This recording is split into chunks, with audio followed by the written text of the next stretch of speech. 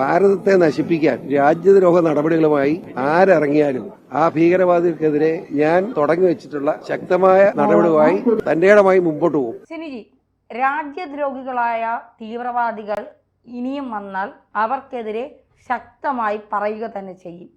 PC George കുതിക്കുകയാണ്, ഒരു super സ്റ്റാറിനെ പോലെ. അത് പരാതി കൊടുത്ത യൂത്ത് ലീഗ് വയ്ക്കുകയുമാണ്. PCയെ പിടിച്ചു കെട്ടാൻ യൂത്ത് ലീഗിന് കഴിഞ്ഞില്ല. PC ജോർജ് എല്ലാ കാലവും എന്തും തുറന്നു പറയുന്ന ഒരു വ്യക്തിയാണ്. അപ്പോൾ തുറന്നു പറയുമ്പോൾ ഒരു പ്രത്യേക മതവിഭാഗക്കാരെ ലക്ഷ്യം വെച്ച് ചില കാര്യങ്ങൾ പറഞ്ഞപ്പോഴാണ് PC ജോർജ് അബദ്ധത്തിൽപ്പെട്ടത്. എന്തിന്? പൂഞ്ഞാറിൽ താൻ പരാജയപ്പെടാൻ കാരണം തന്നെ ഒരു പ്രത്യേക മതവിഭാഗത്തിൻ്റെ ചില പ്രവർത്തനങ്ങളെക്കുറിച്ച് താൻ പറഞ്ഞതുകൊണ്ടാണെന്ന് PC ജോർജ് തന്നെ തുറന്നു പറയുന്നുണ്ട്. അപ്പോൾ PC ജോർജിനെ മനഃപൂർവ്വം കെണിയിൽ കൊടുക്കണം എന്ന ഉദ്ദേശത്തോടു കൂടിയാണ് കേസ് കൊടുക്കുന്നത്. എന്നാൽ ഈ കേസുമായി ബന്ധപ്പെട്ട് ഹൈക്കോടതിയുടെ പരാമർശം, മുൻകൂർ ജാമ്യം നിഷേധിച്ച് ഇതടക്കമുള്ളതൊക്കെ തന്നെ പൊതുസമൂഹത്തെ വല്ലാതെ ഞെട്ടിച്ചിരുന്നു. ഒടുവിൽ ഈ കേസിനെക്കുറിച്ച് കൃത്യമായ അന്വേഷണം നടത്തിയപ്പോൾ ജാമ്യം നിഷേധിക്കേണ്ട കാര്യം ഉണ്ടായിരുന്നില്ല. മാത്രമല്ല, ഈ കേസുമായി ബന്ധപ്പെട്ട തുടർ നടപടികളുമായി മുന്നോട്ട് പോയാൽ ഒരു കാരണവശാലും PC ജോർജ് ശിക്ഷിക്കപ്പെടുകയുമില്ലായിരുന്നു. അതുകൊണ്ടാണ് രാജകീയമായി തന്നെ ജയിൽ മോചിതനായി PC ജോർജ് എത്തുന്നത്. ഈ PC ജോർജ് എത്തുമ്പോൾ PC ജോർജ് പൊതുസമൂഹത്തിന് മുന്നിൽ വെച്ച കാര്യങ്ങൾ കൃത്യമല്ലേ എന്ന് നമുക്ക് സംശയം തോന്നും. ഇവിടെ മുസ്ലിം ലീഗിനെ കുറ്റപ്പെടുത്തുന്ന രീതിയിൽ, അല്ലെ മുസ്ലിം ലീഗ് എന്ന് പറയുന്നത് ഒരു വർഗീയ സംഘടനയാണെന്നുള്ള രീതിയിലല്ല PC ജോർജ് പറഞ്ഞത്. ധൈര്യമുണ്ടെങ്കിൽ അത്തരം കാര്യങ്ങൾ തെളിയിക്കുക എന്ന തരത്തിൽ ഒരു വെല്ലുവിളി നടത്തി. വെല്ലുവിളിയിൽ നിന്ന് ആ വ്യക്തി പേടിച്ചോടിയെന്ന് മാത്രമല്ല, PC ജോർജിനെ കൊടുക്കാൻ ഈ കാര്യങ്ങളെ വളച്ചൊടിക്കുകയും ചെയ്തു.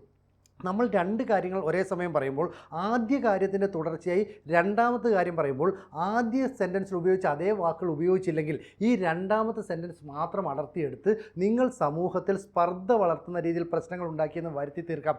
ഇതാണ് ഇവിടെ ചെയ്തത്. അതായത് രണ്ട് മതവിഭാഗങ്ങൾ തമ്മിൽ സ്പർദ്ധയുണ്ടാക്കാനായി PC ജോർജ് ശ്രമിച്ചു എന്ന് പറയുന്ന ഒരു വജ്രായുധം എടുത്ത് ഉപയോഗിച്ചു.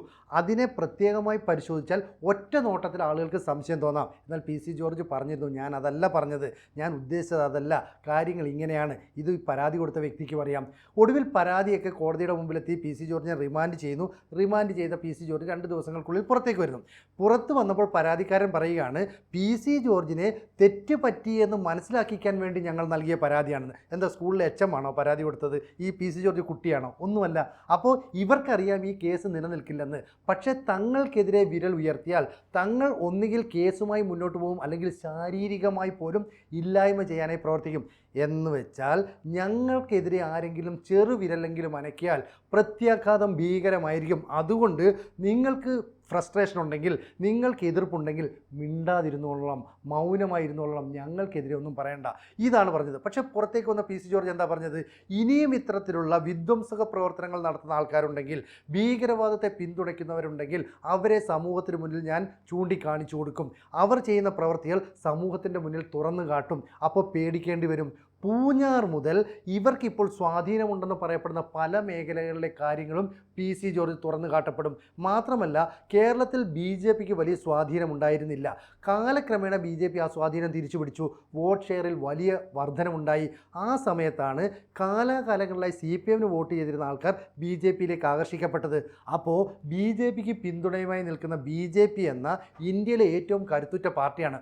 ആ പാർട്ടിയാണ് ഇപ്പോൾ ചിലർ പരാതി കൊടുത്ത് വെല്ലുവിളിച്ചതെങ്കിൽ PC ജോർജിൻ്റെ പ്രതികരണം എങ്ങനെയായിരിക്കുമെന്ന് ഇവർ സങ്കല്പിക്കുന്നതിനപ്പുറമാണ്. കാരണം ഒരു പാർട്ടി, ഒരു ഏകാംഗ പാർട്ടിയായിരുന്ന കാലത്ത് PC ജോർജ് എത്രത്തോളം ശക്തനായിരുന്നോ അതിൻ്റെ 100 ഇരട്ടി ശക്തിയാണ് ഇപ്പോൾ ജയിലിൽ നിന്ന് പുറത്തേക്ക് വരുന്ന PC ജോർജ് ആർജിച്ചെടുത്തത്. താൻ എന്താണ് പറഞ്ഞതെന്ന് വരും ദിവസങ്ങളിൽ കൃത്യമായി എക്സ്പ്ലെയിൻ ചെയ്യുന്നതോടുകൂടി പൊതുസമൂഹം കാര്യങ്ങൾ മനസ്സിലാക്കും.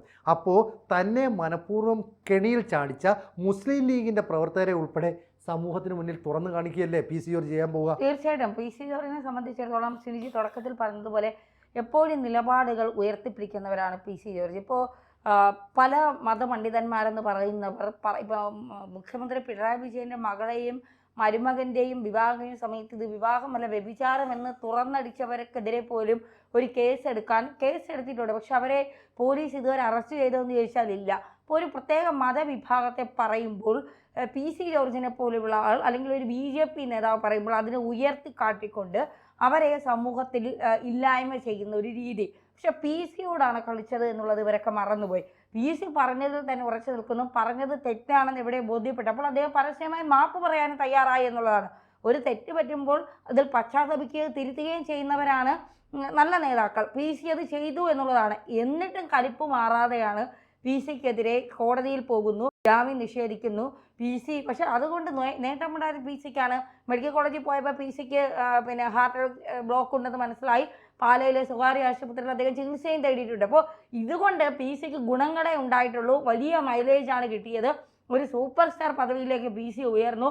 BJP ഇനി PC-ക്ക് നൽകാൻ പോകുന്ന, കേന്ദ്ര നേതൃത്വം നൽകാൻ പോകുന്ന സ്ഥാനമാനങ്ങൾ എന്തൊക്കെയാണ് എന്നുള്ളത്. കാരണം PC-ക്ക് കുറേ പേരെ നിലയ്ക്ക് നിർത്താൻ കഴിയും.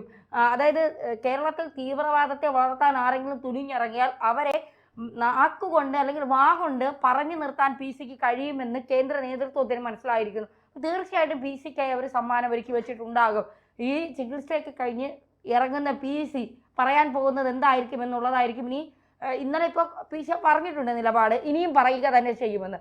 തീർച്ചയായിട്ടും ഇനി എന്തായിരിക്കും PC പറയാൻ പോകുന്നത് എന്നുള്ളത് കേരളം കാതോർത്തിരിക്കുകയാണ്. അതായത് രണ്ട് സമൂഹങ്ങളെ തമ്മിൽ, രണ്ട് മതവിഭാഗങ്ങളെ തമ്മിൽ സ്പർദ്ധ ഉണ്ടാക്കിക്കുന്ന ഒരു നിലപാടിലേക്ക് PC ജോർജ് നീങ്ങി എന്നാണ് പറയുന്നത്. ഇപ്പോൾ ഉദാഹരണത്തിന് ഒരു കൂട്ടം ആളുകൾ ഒരിടത്ത് സംഘടിച്ച് നിൽക്കുന്നു. ഇവർ ഒരു ക്രൈസ്തവ വിശ്വാസികളോ ഇസ്ലാം മത വിശ്വാസികളോ ആണെങ്കിൽ ഇവരോട് പറയുകയാണ്, നിങ്ങളുടെ പള്ളി അല്ലെങ്കിൽ നിങ്ങളുടെ മോസ്ക്, ചർച്ചയൊക്കെ കത്തിക്കാനായിട്ടോ ആക്രമിക്കാനോ ഒരു കൂട്ടം ആളുകൾ ശ്രമിക്കുന്നു. എന്നിട്ട് മറുവശത്ത് നിൽക്കുന്ന ഹൈന്ദവ സമുദായത്തിലോ ക്രൈസ്തവ സമുദായത്തിലോ അല്ലെങ്കിൽ ഇസ്ലാം മതത്തിലെയോ വിശ്വാസികൾ എടുത്ത് പറയുന്നു, ഇവർ വരുന്നത് അമ്പലം കത്തിക്കാനാണ്. അപ്പോൾ അങ്ങോട്ടും ഇങ്ങോട്ടും ചില തെറ്റായ ധാരണകൾ, ചില തെറ്റായ നിർദ്ദേശങ്ങൾ പറഞ്ഞു കൊടുക്കുന്നു. എന്നിട്ട് ഇവർ തമ്മിലൊരു സംഘർഷത്തിലേക്ക് നീങ്ങുകയാണെങ്കിൽ സമൂഹത്തിൽ സ്പർദ്ധ വളർത്താൻ, മതസംഘർഷം ഉണ്ടാക്കാൻ, വർഗീയ കലാപം ഉണ്ടാക്കാൻ PC ജോർജ് ശ്രമിച്ചു. ഇവിടെ അതല്ല സംഭവിച്ചത്. ഒരു ചാനൽ ചർച്ചയിൽ മുസ്ലിം ലീഗ് എന്ന് പറയുന്ന പാർട്ടിയുമായി ബന്ധപ്പെട്ട ചില പരാമർശങ്ങൾ നടത്തി. എന്തുകൊണ്ടാണ് ഇന്ത്യൻ യൂണിയൻ മുസ്ലിം ലീഗ് എന്ന പാർട്ടിക്ക് പേരിടുന്നത്? ഇവർ സെക്കുലർ ആണെന്ന നിലപാട് സ്വീകരിക്കുകയും ഇവരുടെ പ്രവൃത്തികളിൽ ചില വൈരുദ്ധ്യങ്ങളുണ്ട് എന്ന് PC ജോർജ് ചൂണ്ടിക്കാണിക്കുകയും ചെയ്തു. അപ്പം ആരോപണങ്ങളെ കൃത്യമായി നേരിടാൻ കഴിയാതെ, വാക്കുകൾ കൊണ്ട് പ്രതിരോധിക്കാൻ കഴിയാതെ വന്നപ്പോൾ ഇതിനെ വർഗീയ ചുവയുള്ളൊരു പ്രശ്നമാക്കി മാറ്റാൻ ശ്രമിച്ചു. അപ്പോൾ ഇന്നലെ വരെ കേരള കോൺഗ്രസ് സെക്കുലർ അല്ലെങ്കിൽ അത്തരത്തിലുള്ള രാഷ്ട്രീയ പാർട്ടികളുമായി ബന്ധപ്പെട്ട് PC ജോർജ് മുന്നേറിയിരുന്നുവെങ്കിൽ ഇന്ന് PC ജോർജിൻ്റെ ലാവണം BJP ആയി മാറി. എന്ന് പറഞ്ഞാൽ BJP എന്ന് പറയുന്നത് RSS ആണെന്നും RSS എന്ന് പറയുന്നത് ഏതാണ്ട് മോശം സംഘടനയാണെന്നുമുള്ള ഒരു പ്രതീതി ജനിപ്പിക്കാൻ എക്കാലത്തും കേരളത്തിൽ CPM-ഉം കോൺഗ്രസും ഒക്കെ ശ്രമിച്ചിട്ടുണ്ട്. എന്ന് പറയുന്നത് പോലെ ക്രൈസ്തവ സമുദായത്തിലുള്ള PC ജോർജ് ഈ BJP എന്ന് പറയുന്ന പ്രസ്ഥാനവുമായി അടുക്കുന്നത് ഇഷ്ടമില്ലാത്ത ഒരുപാട് ആൾക്കാർ അപ്പുറത്ത് വശത്തുണ്ട്. അപ്പോൾ പരാതിയുമായി പോകുന്ന ആൾക്ക് പിന്തുണയുമായി കോൺഗ്രസും അതുപോലെ തന്നെ CPM-ഉം മുസ്ലിം ലീഗും എല്ലാം നിൽക്കുന്നു.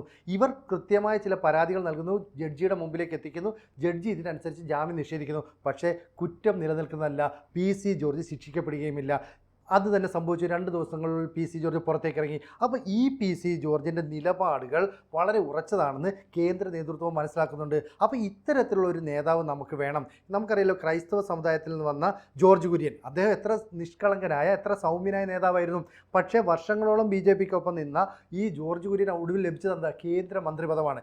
എന്ന് പറയുന്ന പോലെ കൃത്യമായി കേരളത്തിലെ നേതാക്കളെ, കേരളത്തിൽ നിന്ന് ഉയർന്നു വരുന്നവരെയൊക്കെ തന്നെ BJP നിരീക്ഷിക്കുന്നുണ്ട്. എക്കാലവും ഈ വടക്കേ ഇന്ത്യ എന്ന് പറയുന്ന ഭാഗത്ത് അവരുടെ ഒരു കുത്തകയാണ് BJP-യുടെ എന്നൊക്കെ പറയുന്നെങ്കിലും തെക്കോട്ട് വന്നാൽ തെക്കൻ മേഖലയിലെ സംസ്ഥാനങ്ങളൊന്നും BJP-ക്ക് വളക്കൂറുള്ള മണ്ണല്ല. അപ്പോൾ കേരളത്തിൽ വളക്കൂറുള്ള മണ്ണായി മാറി വരുന്നു എന്നുള്ളതിൻ്റെ ഉത്തമ ഉദാഹരണമാണ് കഴിഞ്ഞ തവണത്തെ ലോക്സഭാ തെരഞ്ഞെടുപ്പ്. ഈ ലോക്സഭാ തെരഞ്ഞെടുപ്പിൽ PC ജോർജിൻ്റെ ഉൾപ്പെടെയുള്ളവരുടെ സാന്നിധ്യം പലരെയും അലോസരപ്പെടുത്തി, അമ്പരപ്പെടുത്തി. അപ്പോൾ PC ജോർജ് ഇനി ഇവിടെ വളരാൻ പാടില്ല, BJP-ക്ക് ഇനി ഉയർച്ച ഉണ്ടാകാൻ പാടില്ല, കൃത്യമായി അവർ പ്ലാൻ ചെയ്യുന്നുള്ളൂ. അതിൻ്റെ അടിസ്ഥാനത്തിലാണ് ജയിലിലേക്ക് PC ജോർജിനെ അയക്കുന്നത്. PC ജോർജ് പുറത്തേക്ക് വരുന്നു, വളരെ ശക്തനായിട്ട് വരുന്നു. എന്താ നേരത്തെ ധന്യ പറഞ്ഞ പോലെ ഒരു സൂപ്പർ സ്റ്റാർ പദവിയിലേക്കാണ് പുറത്തേക്ക് വരുന്നത്. PC ജോർജ് പറഞ്ഞ പല കാര്യങ്ങളും പൊതുസമൂഹത്തിന് മറ്റ് രാഷ്ട്രീയ പാർട്ടികളോട് ചോദിക്കേണ്ടതാണ്. അപ്പോൾ ഒരു സമൂഹത്തിന് ഒരു കൂട്ടം ആളുകൾക്ക് ചോദിക്കേണ്ട കാര്യമാണ് ഒരു പൊതുപ്രവർത്തകൻ എന്ന നിലയിൽ PC ജോർജ് ചോദിച്ചത്. അപ്പം ഇന്ത്യൻ യൂണിയൻ മുസ്ലിം ലീഗുമായി ബന്ധപ്പെട്ട ഒരു കാര്യത്തെ ചോദിച്ചപ്പോൾ അത് ഇസ്ലാം മതത്തെ മുഴുവൻ അടച്ചാക്ഷേപിച്ചു, മുസ്ലിങ്ങളെ മുഴുവൻ അടച്ചാക്ഷേപിച്ചു എന്ന തരത്തിൽ ഒരു വർഗീയ ചുവയുള്ള പ്രസ്താവനയാക്കി മാറ്റാനായിട്ട് ചിലർ ശ്രമിച്ചു.